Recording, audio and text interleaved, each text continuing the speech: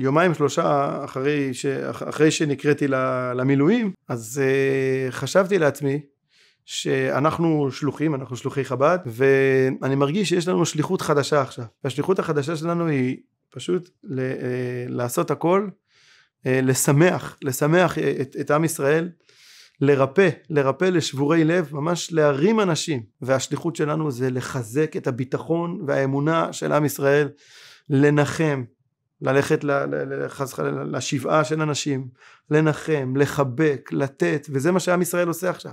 כולם עושים את זה עכשיו. כולם מחפשים איפה אפשר להתנדב, איפה אפשר לתת. כי זה הסוד שלנו, זה משהו כל כך מיוחד אצל עם ישראל.